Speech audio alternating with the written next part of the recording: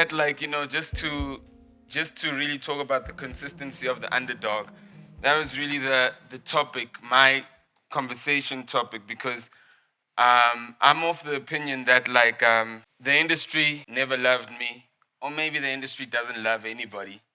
You know, in any space that you get into, where you're about to um, trying to change the normal conversation, no one is gonna love you.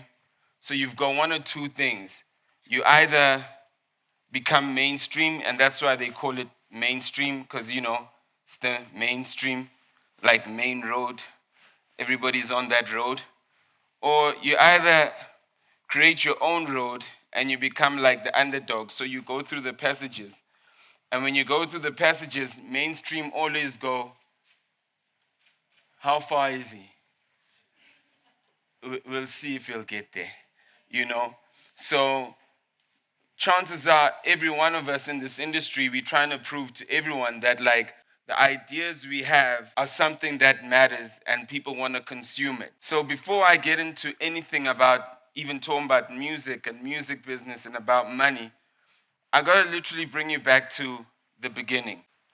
And I'm gonna use an analogy, right? So I'm gonna use an analogy to get you back to the beginning of music. Interesting story about how music commercially started. If you are sitting at home, and this is the decision that you have to make. If you are sitting at home, because now we live in the cities, other people live in apartments, so people don't even have small gardens, you know? If you are sitting at home and you plant some tomatoes, and you just plant the tomatoes there, and you literally decide to go, yo, I got some tomatoes, so I don't have to go to Woolworths, Checkers, Pick and Pay to go buy tomatoes. I can do it myself, I'm planting the tomatoes. That's literally you just creating because you've got the garden, right? Now take your potential. If you take your potential and you imagine that your potential is the garden, when you create, you write, your potential is the garden. Just remember that your potential is the garden.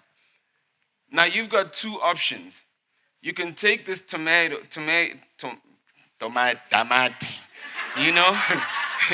damn it, English, You, you can take this tomato and you can put it in your kitchen and eat it on your own consistently. Alternatively, you can take this tomato and you can go, hey, I've got the garden, let me go sell it. Now, when you sell it, it comes with a lot of things. You got to start considering how much are they going to buy your tomato for in comparison to everyone else that is also selling tomato. You got to consider that the guy who's been selling tomato for a long time literally probably also just planted on his own and then he decided to sell. And there are other people who've got more experience in selling than you do, right? But you, because your garden is small, you still take a lot of care. But the guy who's been selling for a long time, he doesn't take a lot of care because he's already got the people. People come to him to buy. So this analogy is where you are. You're a small garden. You got to decide whether you are just going to make a song because it feels good for yourself, because that's what music does. Just as an FYI, I was just putting it out there. I was telling a friend of mine that I don't know how to play an instrument. So I came in here with a hash 101 star. In other words, I became a star through the hash. And I said that I'm learning how to play the piano because I'm investing in myself in the next 20, 30 years when I can't jump on a microphone and not that I am right now, but I still got the energy right now. But just for one day when I can't jump and do the damn thing, the real thing I care about is music. So I'm learning to play the piano because what stops me from composing when I'm 50 or 55? What stops me from listening to whatever the new genre is, if there's going to be trap and now there's freedom, whatever they're going to call it in the next 20 years? What stops me from having an ear and creating in the next 20 years? So with that being said, though, while I'm doing that, I'm literally like planting the tomato and I'm eating it myself. I'm not planting the tomato and I'm selling it. So you guys got to ask yourself firstly, when you are making music, are you making music, or are you, when you are you creating so you could just feed your soul? So, everything else in the world, you've got a 9 to 5, you hate it, but the music just frees you. You got to firstly decide what music does for you before you actually go in the market and go, I want to become a music business seller or product or artist or whatever under a label. Because a lot of people are conflicted by the fact that they probably just want to plant the tomato and eat it themselves.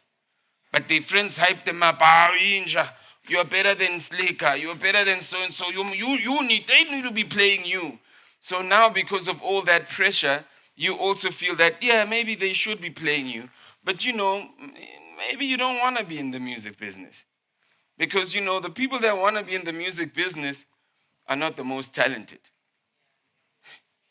The people that want to be in the music business work the hardest. They're the most aggressive. You know? So you got to ask yourself, where do you fit in? And if you are lucky and you do want to get into the mainstream and you do have a manager, and we're going to have a conversation about managers because that's another thing. If you want to have a manager that understands the business and you want to be the creative, in the world there is things like that where you get guys like Scooter Braun who manage our Arian Grant, and that's what they really do. They manage. And the artist is the artist. But we still have a long way to go with that.